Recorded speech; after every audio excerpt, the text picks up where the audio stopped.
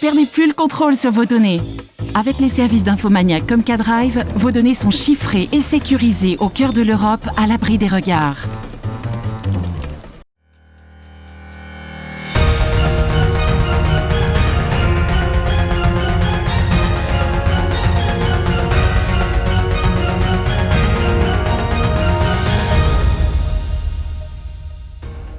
Bonsoir à tous, nous sommes le 19 novembre 2020, bienvenue dans votre journal, voici les titres de ce jeudi.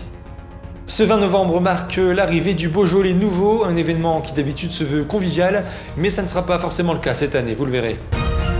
Un concours porté par l'association À Livre Ouvert débutera dès le 30 novembre à Vitry-le-François, les explications dans ce journal. Une hortithèque s'est ouverte au pôle d'avenir d'Écuré avec pour objectif sensibiliser les plus jeunes ainsi que les adultes sur ses différentes vertus.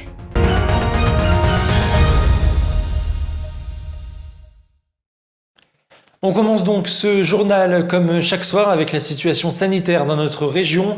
Le taux d'incidence pour le Grand Est est de 340,1 pour 100 000 habitants. Le nombre de cas confirmés, lui, est de 12 764. On se penche à présent du côté de nos départements. La Marne a un taux d'incidence de 159,5 pour 100 000 habitants et 899 cas confirmés.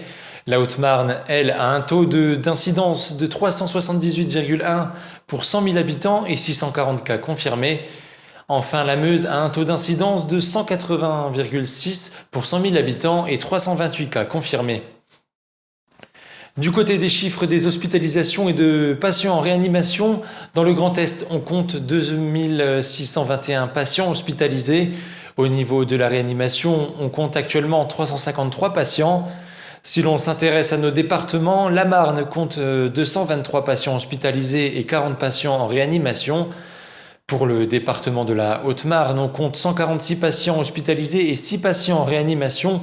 Enfin, partons du côté de la Meuse. Le département compte actuellement 61 patients hospitalisés et 7 patients en réanimation. Deux derniers nombres pour terminer, on commence par celui des retours à domicile. 152 personnes ont pu rentrer chez elles et enfin 36 personnes sont décédées à l'hôpital.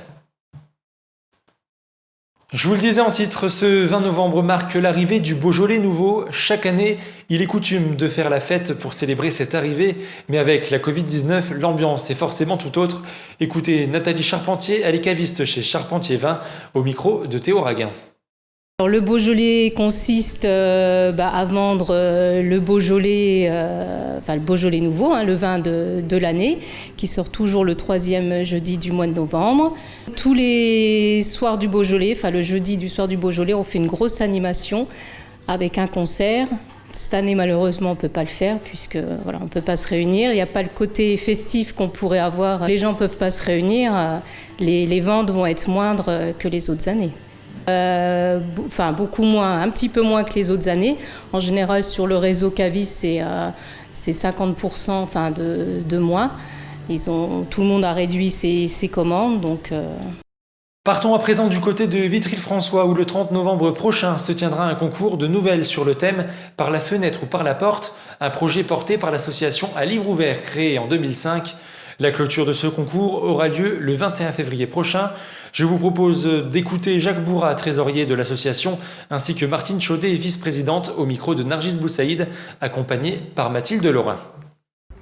On a réfléchi tous ensemble, on a trouvé le thème, un thème lié un peu à l'actualité, par la fenêtre ou par la porte. Voilà. Et on s'est dit, on va lancer ce concours pour nous, mais aussi pour l'ensemble des gens qui écrivent, quoi. Et il y aura une soirée de remise des prix en mai où on lira les nouvelles lauréates. Il y a un règlement intérieur du concours qui définit le tout et il est accessible sur simple demande à livre ouvert 51@gmail.com. On aimerait bien une association encore plus importante et puis qui nous apporterait des idées aussi, des idées nouvelles. Voilà. Avec ce qu'on est en train de vivre en ce moment, on voit bien que la lecture est devenue quelque chose d'essentiel. Ça l'était déjà, mais essentiel. Essentiel, je le redis, j'enlève le nom. Voilà. Nous, on se bat pour que les librairies fonctionnent là-dessus et on pense, les librairies, les médiathèques, tous ceux qui ont à voir avec la lecture. Voilà. Et à ce moment-là précis, je pense qu'il faut tous les amoureux de la lecture, peu importe, romans policiers, BD, etc., qu'on se réunisse justement pour pouvoir répondre à ce besoin-là, qui est un besoin fondamental et important. Qui n'a jamais ressenti cette piqûre lorsqu'il était enfant? Le coupable était bien souvent l'ortie. Eh bien, figurez-vous que ce dernier peut avoir de véritables vertus. Julien Carré et Rémi Morbin nous emmènent au pôle d'avenir à Écuré, où une Hortitech vient tout juste d'ouvrir. Regardez. Depuis septembre, une Hortitech a vu le jour au pôle d'avenir d'Écuré dans la Meuse. Cette idée originale est venue de l'ancien directeur de l'École nationale supérieure d'agronomie et d'industrie agroalimentaire de Nancy, Michel Fick. L'Hortitech d'Écuré a deux vocations principales. La première, c'est de pouvoir accueillir le public désireux d'en savoir plus sur l'ortie et ses multiples valorisations. Et le deuxième point, c'est de pouvoir conserver ici la diversité des plants d'ortie qui sont présents à l'échelle de la région Grand Est. En effet, les plants d'ortie présents à Écuré sont issus de vins si différents de la région Grand Est. Ils ont été réimplantés ici pour témoigner de la diversité d'expression de la plante. C'est-à-dire une hauteur différente, une forme de feuille différente, par exemple, une couleur différente et qui va avoir un impact sur les valorisations qu'on pourra en faire par la suite. Si cette Hortitech est dédiée à la sensibilisation, le pôle d'avenir d'Écuré apporte une importance particulière à la plante, puisque depuis 10 ans, des dizaines de milliers de plants d'ortie ont été plantés pour toutes les expérimentations et projets de recherche menés par la Codécom des Portes de Meuse. Que ça soit sur la fibre, sur le traitement des eaux usées, sur l'alimentation. Et c'est vraiment l'objectif est de pouvoir venir y puiser en fonction des besoins, les orties dont on a besoin pour mener à bien les expérimentations. Celles qui sont sur l'Hortitech, l'objectif c'est qu'elles restent sur l'Hortitech et qu'elles restent dans les îlots qu'on a pu réaliser pour leur compte.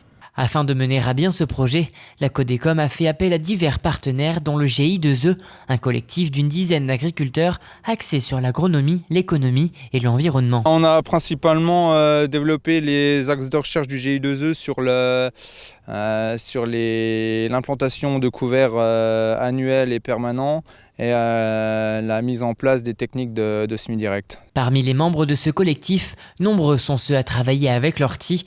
Ils ont fait part de leur savoir et de leur utilisation pour agrémenter les recherches liées à l'Hortitech.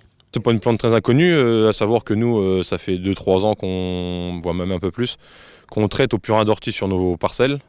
Et ça évite de faire un fongicide et on s'en sert aussi comme stimulateur naturel, voilà, stimulation de plantes. Donc en général, ce qu'on fait quand on fait un désherbage ou quand on met de l'azote, 8 jours après, on passe avec un purin d'ortie pour guérir grosso modo la plante qu'on cultive, quoi. Vous l'aurez compris, cette plante a différentes vertus. Mais alors, pourquoi est-elle urticante et comment l'accueillir sans se faire piquer? Toutes les réponses à ces questions se trouvent au sein de cette Hortitech. C'est la fin de ce journal, merci de l'avoir suivi. Dans un instant, la météo, l'information continue sur Puissance Télévisions. Toute l'actualité qui vous concerne, à voir ou à revoir, dès maintenant sur puissancetélévision.fr et sur notre application mobile.